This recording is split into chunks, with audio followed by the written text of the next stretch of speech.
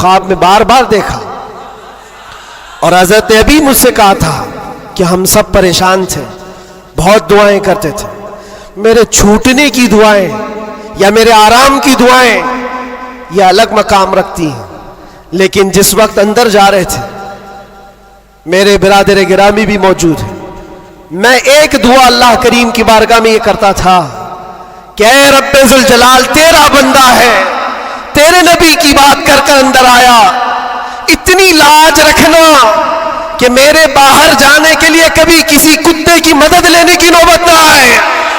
کیا بات ہے، واہ واہ واہ واہ، کسی ظالم کی مدد لینے کی نوبت نہ آئے، اور رب تبارک و تعالیٰ نے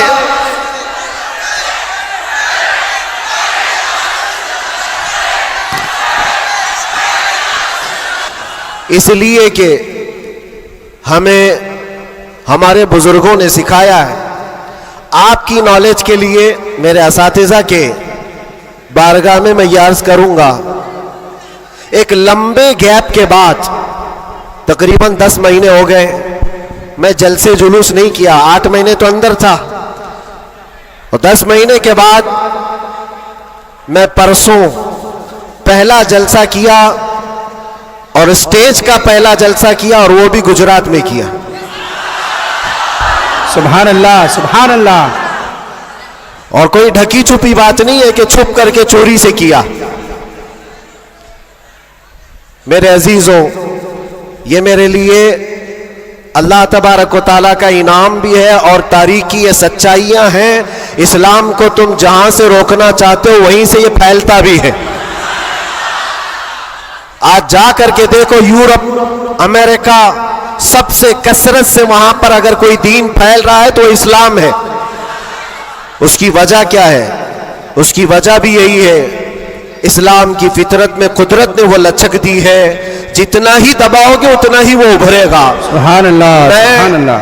اللہ کی بارگاہ میں یہ دعا بھی کرتا تھا کہ ہمارے دینی کاموں پر کوئی فرق نہ پڑے۔ رب تبارک و تعالیٰ نے میرے لیے جو میدان کشادہ فرمایا، میں نے ابھی 3 دن پہلے کے جلسے میں یہ بظاہر، ویسے تو سب ڈرتے ہیں ابھی، علماء بھی اور خاص طور پر میرے اساتذہ سب اس بات سے تھوڑے بہت اپنے اندر سہمتے ہوئے مجھے لے کر کے، میری سیکیورٹی کو لے کر کے، لیکن میرے عزیزوں، جو بولنے کے لیے اللہ نے مجھے زبان امانت میں دیا ہے وہ جان بچانے کے لیے نہیں، دین بچانے کے لیے۔ کیا بات ہے کیا بات ہے۔ سیدنا سرکار امام حسین رضی اللہ تعالیٰ عنہ کی بارگاہ میں بھی میں پچھلے سال ماریرا متحرہ میں تھا عرس کے موقع پر، اور ہمارے چاہنے والے بہت سارے موجود، خصوصیت کے ساتھ مقرر شہیر سید امین صاحب مجھ سے کہہ رہے تھے آپ کو لے کر کے ہم بہت زیادہ خوفزدہ رہتے ہیں، ڈرتے ہیں، بہت زیادہ ڈرتے ہیں کہ آپ کا ہونا بہت ضروری ہے قوم کے لیے، نوجوانوں کے لیے۔ اس وقت میں نے یہ بات عرض کی تھی، سیدنا سرکار امام حسین کا امت میں ہونا کتنا ضروری تھا، واہ واہ۔ ان سے بڑھ کر کے تو کوئی ضروری تھا نہیں، باوجود اس کے سیدنا امام حسین نے عظیمت کا راستہ اختیار کیا اور کربلا کے میدان میں پہنچ گئے۔ میں یہ بات یہاں پر چھیڑا اس لیے کہ میں نے 3 دن قبل یہ بات بھی کہی تھی، مجھے ٹانٹ مار کر کے، تانا مار کر کے کچھ لوگوں نے بار بار یہ پوچھا تھا، اندر بھی باہر بھی، کہ کیسا لگا اندر کا ماحول، واپس آؤ گے گجرات، دوبارہ آؤ گے گجرات؟ میں اس وقت یہ کہا تھا ہم ان کی نسل میں ہیں جو کیسر و کسرا سے بھی نہیں ڈرتے۔ کیا بات ہے، واہ واہ واہ واہ واہ۔ آپ کو پتہ ہے اللہ تبارک و تعالیٰ کی یہ زمین، یہ رب ذوالجلال کی وسیع و عریض زمین، جس کو ہم نے ایک ہی جملے میں یوں کہا تھا، پائے مرا لنگ نیس زمین خدا تنگ نیس۔ کیا بات ہے، واہ واہ۔ ابھی تک تو اللہ نے مجھے لنگڑا نہیں کیا ہے، اور جب تک پاؤں سلامت ہے ہر زمین پر جائیں گے، اور کوئی بھی غیر قانونی کام اگر ہم کر رہے ہوں تو ڈرنا چاہیے. دیش کے خلاف، ملک کے خلاف، قانون کے خلاف کسی گتی ویدھی میں، کسی ایکٹیویٹی میں ہم ملوث ہیں تو ڈر ڈر کر کے، سہم کر کے رہنا چاہیے. الحمدللہ ایک بال برابر بھی ہمارے اندر ڈر اسی لیے نہیں آیا کہ ہم نے کبھی کوئی خفیہ پلاننگ نہیں کی ہے. جو بات کرنی ہے وہ ناموس مصطفیٰ کی، وہ 4 لوگوں میں بھی کہتے ہیں اور 4000 میں بھی کہتے ہیں. بے شک بے شک. پہلی اب شروعات میں یہاں سے کرتا ہوں، اس لیے کہ آج اگرچہ میں 4-5 دن سے بیمار ہوں لیکن اتنا مضبوط کرنٹ یہاں پر موجود ہے. کیا بات ہے، کیا بات ہے. اتنا مضبوط جو پورے بر صغیر کو کرنٹ سپلائی کر رہا ہے. بے شک بے شک. اور یہ کرنٹ کا ٹرانسفارمر ایسا ہے کہ یہاں سے جو سپلائی ہوتا ہے وہ سیدھے بغداد سے آتا ہے. سبحان اللہ. اور یہاں سے جس کی تار جڑی ہے وہ بغداد سے مدینے پہنچتا ہے. بے شک بے شک. اور جس کی تار کٹی ہے تو پھر وہ بے نور ہی رہتا ہے. میں آپ کو بتا رہا ہوں، شروع کے دن تھوڑی سی بات کہوں گا، اس کے بعد میں اپنے موضوع پر آتا ہوں. آج سے تقریباً 3 سال گزر گئے ہوں گے. ہمارے ملک کا ماحول بڑا ہی عجیب ہو گیا تھا. جگہ جگہ گستاخیاں آپ سب نے بھی سنی اور دل محسوس کر رہ جاتا تھا. حالات بڑے پیچیدہ ہوتے چلے جا رہے تھے. اس وقت ایک پاکھنڈی جو بارگاہ مصطفیٰ میں بار بار بھونکتا تھا، جذبات ہمارے سن کر کے اتنے بے قابو ہوئے تھے. ہم نے کوئی منصوبہ بند یا پلاننگ کے تحت نہیں، ہمارے جذبے اور وجد میں یہ اعلان کیا تھا کہ بہت ہو گئے ان کے ساتھ مناظرے کرنا، ڈیبیٹ کرنا. آؤ میدان میں اترتے ہیں اور دیکھتے ہیں، تم بھی آگ میں کودو ہم بھی آگ میں کودتے ہیں. یاد ہوگا یہ جذبات میں، وجد میں اور حضور کی محبت میں کہی ہوئی بات تھی. ہم نے کوئی پلان نہیں کیا تھا، کہنا تھا کہہ دیا. اور وہ تو 40-50 لوگوں کے بیچ میں کہی ہوئی بات تھی. مہینے کے بعد پتا چلا کہ اس بات کو اللہ نے پوری دنیا میں پہنچایا. کیا بات ہے، واہ واہ. ہر جگہ، ہر علاقے میں پہنچایا. اور جس کو پہنچنا تھا اس تک تو برابر پہنچی. کیا بات ہے، کیا بات ہے. اور پھر بعد میں ہم کو پتا چلا کہ ہم نے کتے کی دم پر برابر پاؤں رکھا ہے. واہ واہ. اب سنیے میں یہ بات کیوں چھیڑ رہا ہوں، آج یہ بات مجھے عرض کرنی کیوں پڑ رہی ہے.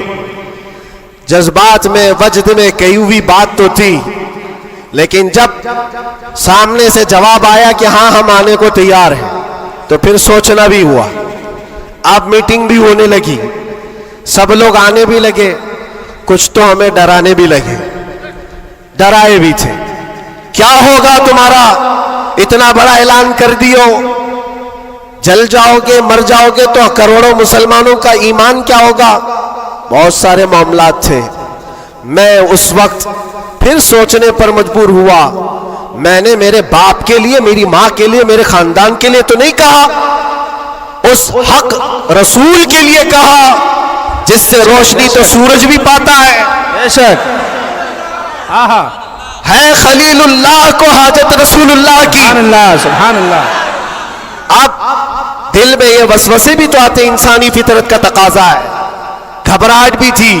میں نے بہت بڑا اعلان تو نہیں کر دیا، کیا ایسی بات ہونا چاہیے، نہیں ہونا چاہیے. اس پہ تو بہت سارے تبصرے بھی تھے. میں نے یہ باتیں کبھی کہی نہیں، اس لیے کہ حالات تھے، ہوئے، گزر گئے، لیکن میں نے کبھی کہا نہیں. آج اس لیے کہہ رہا ہوں کہ یہاں کرنٹ زیادہ ہے.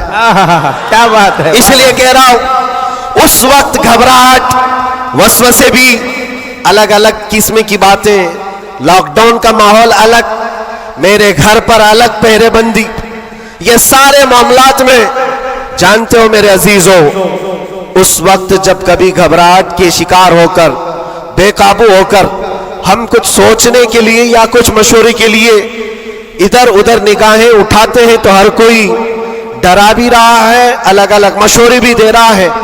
بڑی ہمت کے ساتھ मारेरा मुतहरा के इस अजीम ट्रांसफार्मर पर मैंने कांटेक्ट किया क्या बात? हुजूर अमीन मिल्लत की बारगाह में मैंने अर्ज किया कि हुजूर बात ऐसी है, नामूस मुस्तफ़ा की बात है और हुजूर की इज्जत की बात है, गरीब है, फकीर है ये आदमी, मेरे पास ना इल्म की दौलत ना मेरे पास अमल की दौलत, मैंने तो ऐलान कर दिया और मैं जाना चाहता हूं दिल्ली, आप क्या फरमाते हैं? बड़े बड़े पीरों की बात अलग है मेरे अजीजों, सब कंफर्ट जोन में बैठने वालों की बात नहीं करता, बड़े शाहाना कुर्सियों पर बैठ करके लोगों में अपना रौब जमाने वालों की बात नहीं करता। इस अजीम मर्द कलंदर का जवाब आता है, कहते हैं कि बच्चे तूने अपने घर के लिए नहीं पुकारा है, वो मेरे नाना जान की भी इज्जत है, पूरे कायनात की भी, अल्लाह के अजीम रसूल की भी रिसालत, नारे रिसालत, बरकाती दूल्हा, बरकाती दूल्हा, मुहाफिज़े नामूसे रिसालत, नारे तकबीर। वाह, बात यहीं पर खत्म नहीं होती कि अगर कह दिया कि तूने ऐलान कर दिया अच्छी बात है, जाओ अल्लाह ताला तुम्हारी हिफाजत करेगा, मैं यहाँ बैठकर दुआ करता हूँ, नहीं, इस उम्र में ठंडियों के आलम में कहा कि बेटा तुम वहां से निकलो, मैं मारेरा से अपने तबर्रुकात लेकर दिल्ली पहुंचूंगा। वाह वाह वाह वाह वाह वाह वाह,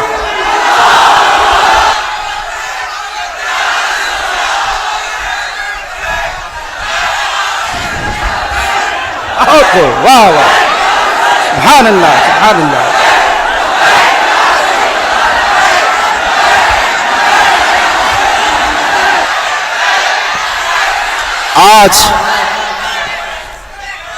आज ये बात इसीलिए अर्ज कर रहा हूं, कैसे आकाओं का बंदा हो रजा, बोल बाले मेरी सरकारों के। सुभान अल्लाह, सुभान अल्लाह। मैंने उसके बाद फोन रख दिया और उसके बाद सबसे कहा कि अब किसी बात की फिक्र नहीं है, अब टेंशन नहीं है, अब कोई फिक्र की बात नहीं और डर की बात नहीं। फिर कहां से किस तरह के तबसरे आए मुझे आज वो याद भी नहीं है, मुझे वो याद भी नहीं है, लेकिन इतनी बात याद है कि उस वक्त मेरे साथ कोई एक अजीम शख्सियत खड़ी थी, हम तो इंतजार में थे और गए भी थे, लेकिन तारीख सबको पता है। मैं अपनी तारीफ के लिए नहीं दोहराता ये बात, मैं अपनी बड़ाई के लिए नहीं दोहराता ये बात, लेकिन ये हक्कानियत को साबित करने के लिए मैं कहता हूं, मैं क्या हमारे मोहल्ले का 8 साल का बच्चा भी उठ करके ऐलान करे, मेरा रब उसकी मदद फरमाएगा। बेशक बेशक बेशक। क्यों? इसलिए कि वो नामूस मुस्तफ़ा की बात कर रहा है, वो इज्जत रसूल की बात कर रहा है। अजीज़ान गिरामी वक़ार, यही बात हज़रत ने ये फरमाया था कि जलसों में साथ में रहना, हाँ मुकर्रिर है या फिर दीगर माहौल है, तो हज़रत ने एक जुमला अभी 2 दिन कबल फरमाया था कि मीठा मीठा हप हप, कड़वा कड़वा थू थू, ये तो नहीं हो सकता। ये इशारा इस बात पर है मेरे अजीजों, ऐ सुन्नियों, हुजूर की मोहब्बत की बात करते हो तो सिर्फ हुजूर की मोहब्बत हलवा पराठा खाने से नहीं होती, अरे इसमें तो नेज़े भी खाने पड़ते हैं, तलवारों की साए में नमाजें भी अदा की जाती हैं। बेशक। ये शहादत गए उल्फत में है कदम रखना, लोग आसान समझते हैं मुसलमान होना। मैं ये भी नहीं कहता कि मैं बहुत बड़ी तकलीफ उठा करके आया हूं, नहीं, 8 महीने गुजरे कि 8 साल गुजरे, कोई बहुत बड़ी तकलीफ उठा करके तुम्हारे पास आया, मैंने कभी इस चीज का जिक्र नहीं किया और ना ही शिकायत कभी करूंगा इस बात की, इसलिए कि तारीख की सच्चाइयां इस बात की गवाही देती हैं, वो बड़े बड़े अइम्मा इस्लाम जो रसूलुल्लाह की आल में से थे, इमाम मूसा काजिम, हम तो मेरे अजीजों गुनहगार हैं, हमारी बहुत सारी खताएं हैं, वो अहले बैत अइम्मा इस्लाम जिनके गुनाह नहीं, खताएं नहीं, बगैर किसी कसूर के जालिम बादशाहों ने 7-7 साल तक उनको अंदर कैद में रखा है। इमाम मोहम्मद बिन हसन अस्करी 20 साल तक अंदर रहे, किसको कहते हैं 20 साल, पूरी लाइफ गुजर गई। इमाम मूसा कासिम 7 साल के बाद अंदर زہر دے کر کے مارا گیا اور وہیں سے جیل سے جنازہ بھی نکلا. ان کی قربانیوں پر ہم کہاں لگتے ہیں؟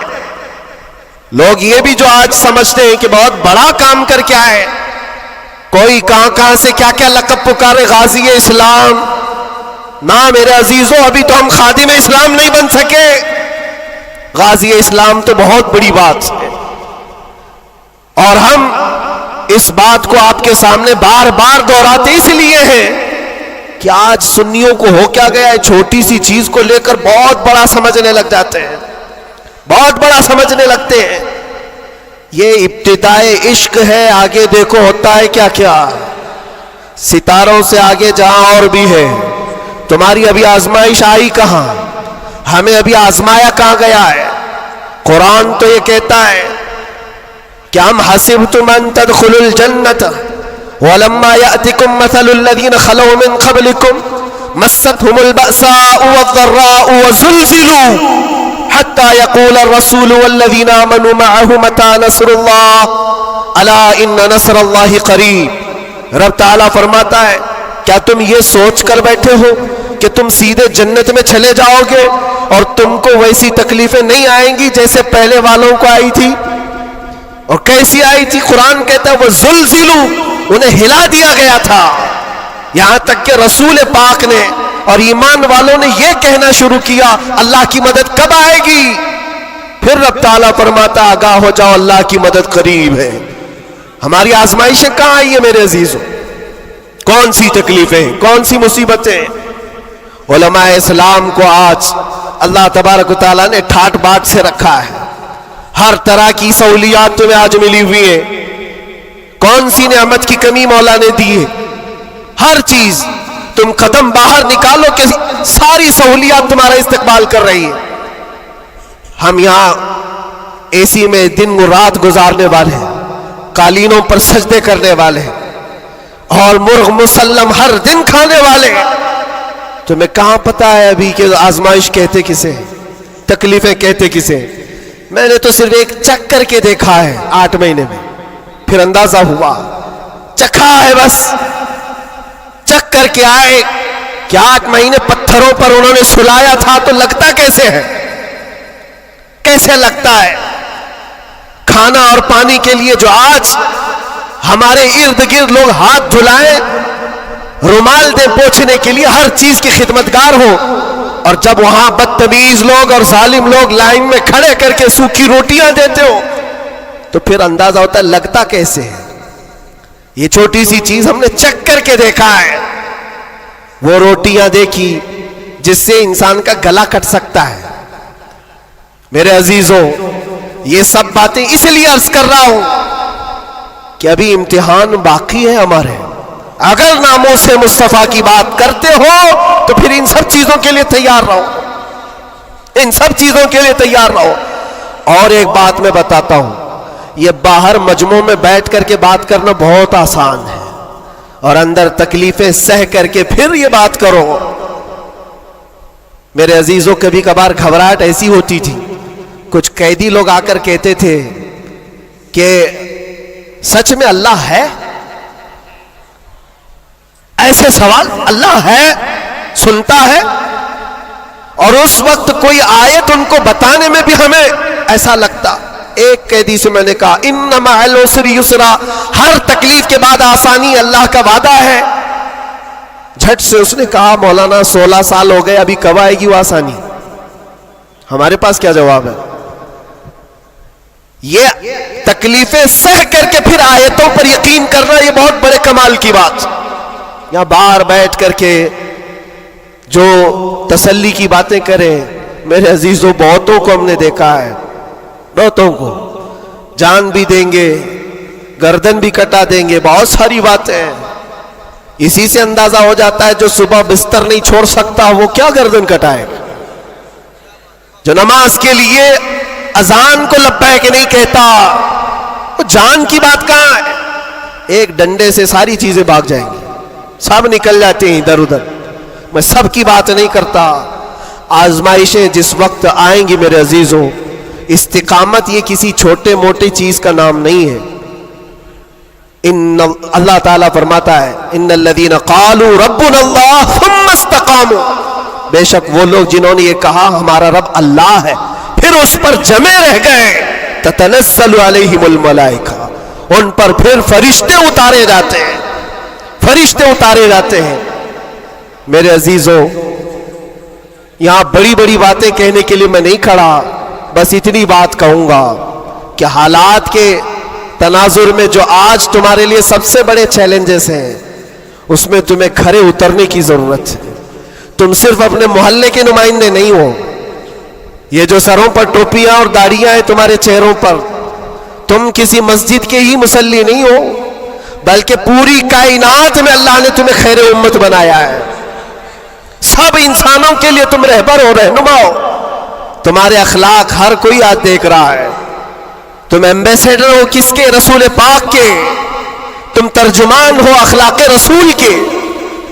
اگر آج تم نہیں اٹھو گے اور یہ اخلاق نہیں دکھاؤ گے تو اس سے صرف تمہارے گھر کا نہیں، پورے دین اسلام کا، آگے آنے والی نسلوں کا بہت بڑا خسارہ ہے، بہت بڑا نقصان ہے۔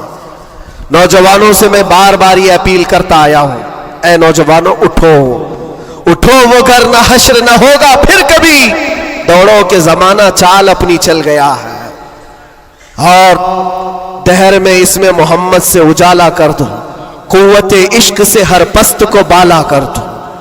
آج تمہارے صرف کھڑے ہونے کی دیر ہے۔ کس چیز کے لیے کھڑے ہونے کی دیر ہے؟ جب میں ایسی باتیں کرتا ہوں تو ہمارے جو رشتہ دار قلم کاپی لے کر بیٹھے ان کو لگتا ہے یہ جنگ کے لیے بلا رہے ہیں، ابھی تلوار بھالے نیزے کی بات کر رہے ہیں۔ میرے عزیزو، تمہارے لیے سب سے بڑا ہتھیار عشق مصطفیٰ ہے، عشق رسول ہے، محبت مصطفیٰ ہے، اور جب وہ کسی کے اندر آ جاتا ہے تو پھر اس کے اخلاق سے وہ نظر بھی آتا ہے، اس کے اخلاق سے وہ نظر آتا ہے۔ جاہل عاشق رسول نہیں بن سکتا، عاشق رسول علم کی طرف بڑھتا ہے۔ جاہل اور ایسا بدعقیدہ جو دعویٰ کرتا ہو حضور کے غلام ہونے کا، اگر اس کی زبان میں سچائی نہیں ہے تو وہ عاشق رسول ہے ہی نہیں۔ اللہ کے نبی صلی اللہ تعالی علیہ وسلم نے فرمایا، میرے غلاموں میں سے جتنے ہیں اگر کوئی منافق ہو تو منافق کے اندر دو عادتیں جمع نہیں ہو سکتی۔ حضور پاک صلی اللہ علیہ وسلم فرماتے ہیں دو عادتیں منافق کے اندر نہیں آ سکتی۔ وہ کون سی دو عادتیں ہیں؟ اچھے اخلاق۔ یہ اچھے اخلاق، یہ صرف ہنس کر کے ملنا، اس کو اچھے اخلاق نہیں کہتے، وہ بہت لمبی اس کی ایک تشریح ہے۔ اچھے اخلاق منافق کے اندر نہیں آ سکتے۔ اور دوسری چیز، اللہ پر توکل اور رسول کی ہر بات پر یقین، یہ منافق کے اندر نہیں آ سکتی۔ میں آپ سے پوچھتا ہوں، اللہ رب العزت کی ہر بات پر آپ کو یقین ہے؟ رسول پاک کے ہر فرمان پر یقین ہے؟ بے شک۔ اگر یقین ہے تو یہ زبان سے بولنے کی بات کیا ہے؟ پھر تمہارا عمل کہاں ہے؟ اسی لیے سیدنا ابو بکر شبلی رحمۃ اللہ تعالی علیہ سلسلہ قادریہ کے بڑے بزرگ ہیں، غوث پاک کے دادا پیروں میں آتے ہیں۔ آپ کہتے ہیں میری زندگی کا سب سے کٹھن سوال، سب سے مشکل سوال یہ ہے، اگر کسی نے مجھ سے پوچھ لیا کیا تم حضور پاک صلی اللہ علیہ وسلم سے محبت کرتے ہو؟ وہ کہتے ہیں میرے لیے سب سے کٹھن سوال ہے۔ ابھی میں پوچھوں تو سب ہاتھ بھی اٹھائیں گے، سب اٹھا دیں گے۔ حضور پاک صلی اللہ علیہ وسلم سے محبت ہے، یعنی سب چلا کے بولیں گے ہے، لیکن حضرت ابو بکر شبلی کہتے ہیں یہ میرے لیے اس کا جواب سب سے مشکل ہے۔ کہا اس میں کیا مشکل ہے؟ آپ فرماتے ہیں اگر نہ کہہ دیا تو ایمان چلا جائے گا، اگر نہ کہہ دیا تو ایمان چلا جائے گا، اور اگر ہاں کہوں تو میرے اعمال اس کے مطابق نہیں، جھوٹا پڑ جاتا ہوں، دل ملامت کرے گا۔ زبان سے تو رسول پاک کی محبت کی بات کرتا ہے، کہاں ہے تیرے عمل؟ عزیزان گرامی وقار، یہ دو عادتیں میرے آقا فرماتے ہیں منافق کے اندر نہیں آ سکتی، اچھے اخلاق اور اللہ اس کے رسول پر یقین کامل۔ یقین سے ہی تو عاری ہوتا ہے منافق، یقین اس کا ختم ہو چکا ہوتا ہے۔ یہاں ابھی لکی ڈرا شروع ہو جائے، اور چیٹ پہ چیٹ ہوتے رہتے, ہر سال ہوتے رہتے, پھر بھی اس میں گھستے بھی رہتے. لاکھ کا 2 لاکھ بنانا ہے, بھی دیکھو کتنے آ جائیں گے. اور کیسے کیسے چیٹر لوگوں پر یقین کرتے ہیں. اور 2-4 لوگوں نے بول دیا کہ نہیں میرا بھی ڈبل ہوا ہے, سب آ گئے, لائن لگ جاتی ہے, کئی 100 کروڑ کھا کر کے چلے جاتے. ان پر تمہیں یقین ہے؟ اور مصطفیٰ کریم صلی اللہ تعالی علیہ وسلم نے فرمایا تم صبح اپنی نیند کو چھوڑ کر, بستر کر چھوڑ کر, اپنے گھر سے وضو کر کے مسجد کی طرف نکل کر آئے, 2 رکعت نماز ادا کر لیا. حضور پاک صلی اللہ علیہ وسلم فرماتے پوری دنیا کی دولت سے زیادہ قیمتی ہے. سبحان اللہ, سبحان اللہ. یقین ہے اس پر تو انویسٹ کرو. اگر حضور پاک صلی اللہ علیہ وسلم کی ہر بات پر یقین ہے تو انویسٹ کرو اس میں. آج یہی تو بات ہے, یہ سب سے بڑا چیلنج ہے. منافقت آنے لگ گئی ہے, بزدلی کہاں سے آتی ہے؟ اللہ اس کے رسول کی ہر بات پر یقین کامل ہو جائے بندے کو تو پھر وہ منافق نہیں رہتا, وہ ایمان والا ہوتا ہے. اور پھر مصیبتیں تو آئیں گی لیکن مصیبتیں اس کا کچھ نہیں بگاڑ سکتی. حضرت ابو ہریرہ رضی اللہ تعالیٰ عنہ کی حدیث ہے, فرماتے ہیں اگر مجھ پر 10 پہاڑ بھی نازل ہو جائیں, اتر جائیں, تب بھی میں خوف زدہ نہیں ہوتا, ڈر نہیں ہے مجھے. کہا کیوں؟ کہا قرآن کی ایک آیت میرے لیے کافی ہے. پوچھا کون سی آیت؟ فرماتے اللہ فرماتا ہے قُلْ لَن يُصِيبَنَا إِلَّا مَا كَتَبَ اللَّهُ لَنَا هُوَ مَوْلَانَا وَعَلَى اللَّهِ فَلْيَتَوَكَّلِ الْمُؤْمِنُونَ. فرماتے ہیں اللہ نے اپنے نبی سے کہا ہے اے محبوب آپ فرما دیں ہرگز ہم کو کوئی مصیبت نہیں آتی, اتنی ہی آئے گی جتنا اللہ نے لکھا ہے. سبحان اللہ, سبحان اللہ. اتنی ہی آئے گی جتنی اللہ نے لکھا ہے. اور پھر آگے رب تعالیٰ فرماتا ہوا مولانا, وہی ہمارا مددگار ہے, وہی ہمارا مددگار ہے. وعلی اللہ فلیتوکل المؤمنون, اور مومنوں کو چاہیے کہ اللہ ہی پر بھروسہ کرے. بڑے بڑے لوگوں کو دیکھا لیکن قید کے دوران, جیل کے دوران کچھ چھوٹے چھوٹے لوگوں نے ہمیں بہت کچھ سکھایا. گجرات کے ایک چھوٹے سے گاؤں کا رہنے والا قیدی آ گیا تھا, مانسک سنتولن بگڑا ہوا تھا, گھر والے بھی چاہتے تھے اندر ہی رہے, چھڑانا بھی نہیں چاہتا تھا کوئی, اٹھا پٹک زیادہ کرتا تھا, جوان تھا, اور اندر رہا. مہینہ گزرنے لگ گیا. وہاں ہوتا ایسا نظام ایسا ہے کہ ہر ہفتے گھر والوں کی ملاقات آ جاتی جالیوں میں, ادھر سے ہم باہر سے رشتہ دار, ہر قیدی کے کوئی کبھی ماں کبھی باپ کبھی بھائی بہن ملاقات کے لیے ہفتے میں 1 مرتبہ ٹائم ملتا ہے 15 منٹ. لیکن اس بندے کا کوئی آتا ہی نہیں تھا, ملنے بھی نہیں آئے. مہینہ گزر جاتا, یہ اٹھا پٹک شروع کر دے, لوگوں کو مارنا. تو جیلر جو ہے گھر کو فون لگاتا اس کے اور کہتا کہ بھائی تمہارا بیٹا ہے, کبھی تو آؤ ملاقات لو اس سے, سب کو پریشان کر رکھا ہے. اور اس لیے کہ قیدیوں کی جو حالت بگڑتی ہے تو یہ بہت بڑا ڈینجر مسئلہ ہوتا ہے, ان کو سنبھالنا. باہر آپ ادھر ادھر ہوئے تو اندر ڈالیں گے, اندر ہی بگڑا تو پھر کون سا اندر, وہ لاسٹ منزل ہے. اور اسی لیے وہاں جانے کے بعد ڈر بھی نکلتا ہے لوگوں کا, اس کے بعد کہاں جانا ہے, اب سیدھے جنت ہے. آپ سنیں اس بات کو. اس کا باپ آیا اور کہا کہ بیٹا تھوڑے دن ہو گئے. اس نے پوچھا کب چھڑاؤ گے مجھے, بیل کب ہوگی؟ چھوٹے سے کیس تھے. کہا اس منڈے کو جو ہے تمہاری بیل رکھ دوں گا, چھوٹ جاؤ گے, اس منڈے کو نکل جاؤ گے. وہ آیا, سب بیٹھے ہوئے تھے, خوشی سے اعلان کرتا منڈے کو میں چلا جاؤں گا, منڈے کو چھوٹ جاؤں گا. منڈے آیا, ٹیوزڈے آیا, وینسڈے آیا, پھر ہفتہ 2 ہفتے اس کا باپ آیا ہی نہیں. مہینہ گزر رہا ہے, پھر یہ اٹھا پٹک شروع کرے. پھر فون کر کے اس کے باپ کو بلایا, آؤ ملاقات لو. باپ آیا, پھر پوچھا کب ہوگا ابا؟ کہا میں تھوڑا سا کام میں بزی تھا, اس منڈے تو تیرا ہو جائے گا, اس منڈے کو ہو جائے گا. یہ آتا اور کہتا پھر بیچارہ. وہاں تو ایسے ہی ہے, سب تنکے کے سہارے پہ ہی رہتے ہیں. وکیل بولتا ہے اس ڈیٹ میں ہوگا, ہاں ٹھیک ہے, اس کے علاوہ کرے کیا؟ تو وہ سب سے کہتا ہے اس منڈے کو پکا ہے. وہ بھی گیا منڈے. پھر 1 مہینہ گزرا, یہ 6 مہینے اس کا باپ ہر منڈے کو ہی بولتا تھا. بار بار آئے, توجہ چاہتا ہوں. اور حالت ایسی ہو گئی 6 مہینے کے بعد وہ باپ سے مل کر کے اندر آ رہا ہے, سارے قیدی خود ہی بولنے لگے اس منڈے کو ہے نا تیرا. اس کے بولنے سے پہلے ہی کہتے اس منڈے کو بیل ہے نا تمہاری, ضمانت ہونے والی ہے. اس کو ہرٹ ہو گیا, تکلیف ہو گئی. جب دل پر کسی کے چوٹ لگتی ہے تو ٹوٹے ہوئے دلوں کی بہت جلدی سنی بھی جاتی ہے. اس نے جھلا کر کے کہا تھا, گالی دے کر کے کہا تھا, کرمنل تھا, گالی دے کر کے کہا تھا سب کو, تم لوگ میرا مذاق اڑا رہے ہو, میرے باپ کی وجہ سے یا جیلر کی وجہ سے میں اندر نہیں ہوں. میرا خدا اتنے دن کا لکھا ہے اور جس دن لکھے گا تم سب دیکھتے رہو گے, میں چلا جاؤں گا. کیا بات ہے, واہ واہ. ہم نے سوچا یہ کہاں سے اتنا بڑا ایمان آیا. اور اتفاق سے سنیچر کے دن وہ اپنے باپ سے مل کر کے آیا تھا, اس کو چڑھایا گیا تھا اور وہ بپھر کر کے اس طرح کی بات کیا تھا.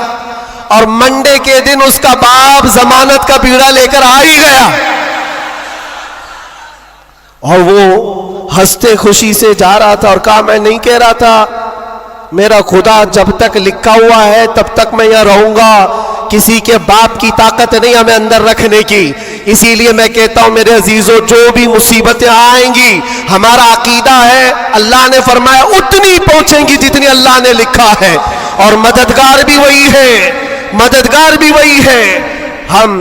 میں اس سے قبل بھی آپ کے یہاں ایک بات سنایا تھا حضرت سیدنا یوسف علیہ الصلوۃ والتسلیم کے متعلق. آپ جیل کے اندر 7 سال کاٹ لیے اور 2 قیدیوں نے خواب دیکھا تھا. حضرت یوسف علیہ السلام نے ان کے خواب کی تعبیر بتائی تھی. ایک اس میں مرنے والا تھا, ایک چھوٹنے والا تھا. قرآن پاک میں واقعہ موجود ہے. جو چھوٹنے والا تھا اس کو یوسف علیہ السلام نے کہا تھا کہ میں تیرے خواب کی تعبیر بتا رہا ہوں, چھوٹ کر کے جائے گا تو, بادشاہ بدل چکا ہے, جو مجھے قید میں ڈالا تھا اب وہ نہیں ہے, مصر کا بادشاہ بھی بدل گیا. جانا اور بادشاہ سے میری درخواست رکھنا کہ میں بے قصور کئی سالوں سے اندر قید میں ہوں. یہ قیدی اپنے خواب کی تعبیر کے مطابق ہی, اس نے خواب دیکھا تھا, اس کی تعبیر کے مطابق چھوٹ گیا. اور جیل سے چھوٹنے والا سب بھول بھی جاتا ہے, پلٹ کے دروازہ بھی نہیں دیکھتا, کون ہے کیا ہے سب بھول جاتا ہے. اور وہ بھی گیا بیچارہ, سب بھول گیا. اور بادشاہ کے سپاہیوں میں نے مصاحبین میں خاص لوگوں میں شامل ہو گیا. لیکن اس کو وہ بات یاد نہ آئی یوسف علیہ السلام نے کیا کہا تھا. یوسف علیہ السلام کی جو درخواست تھی بادشاہ کے پاس وہ بھول گیا. اور بعض روایتوں میں پھر 7 سال گزر گئے بنا کسی غلطی اور قصور کے.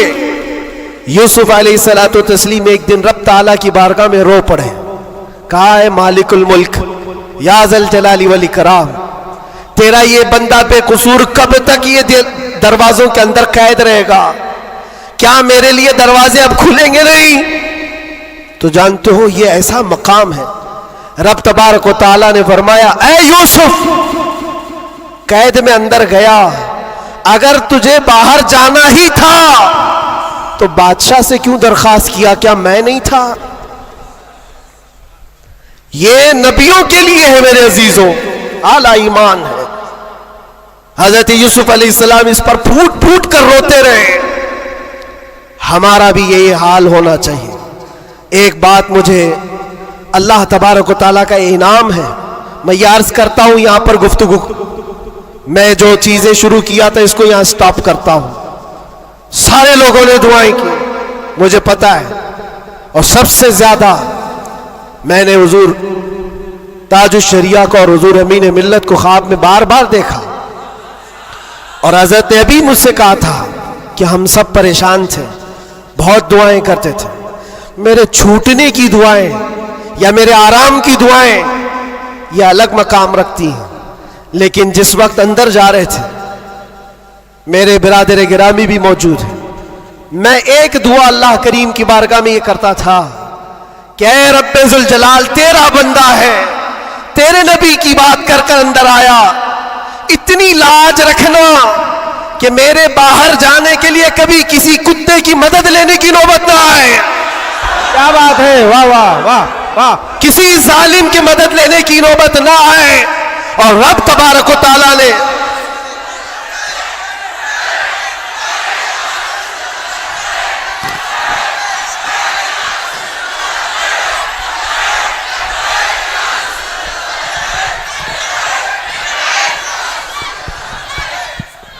اس بات کی وضاحت بھی کر دوں، بہت بڑی ذمہ دار شخصیت موجود ہے، میرے الفاظ کا میں ذمہ دار ہوں جو کچھ کہہ رہا ہوں، اور لوگوں کو پھر یہ لگتا ہے یہ اتنا سب ہو جانے کے بعد پھر بھی کتا کہتے ہیں، یہ کتا کتا ان کی زبان پہ کیوں آتا ہے؟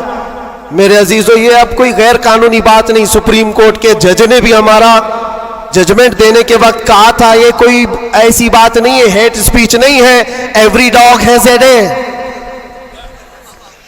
ہر کتے کا ایک دن ہوتا ہے۔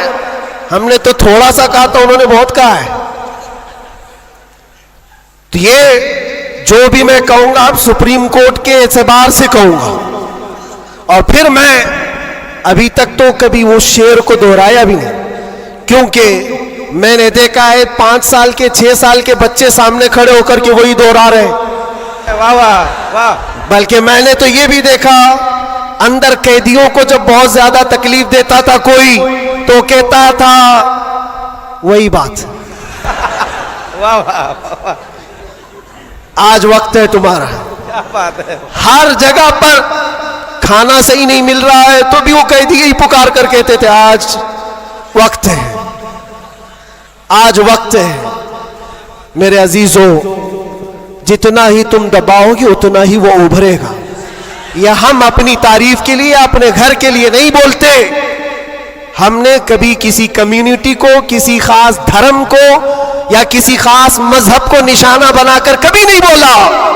ہاں، میرا یہ مشن ہے کہ جو حضور پاک صلی اللہ تعالی علیہ وسلم کی عزت کے لیے انگلیاں اٹھائے گا تو ہم اس کا جواب دیتے رہیں گے۔ بے شک بے شک۔ اور اگر ایک آدمی کرتا ہے تو ایک کا جواب، 10 کرتے تو 10 کا جواب۔ اس کا مطلب یہ نہیں ہوتا کہ ہم پوری کمیونٹی کو بول رہے ہیں، پورے مذہب کو بول رہے ہیں، کسی قوم کو بول رہے ہیں، یہ تو پھیلائی گئی بات ہے۔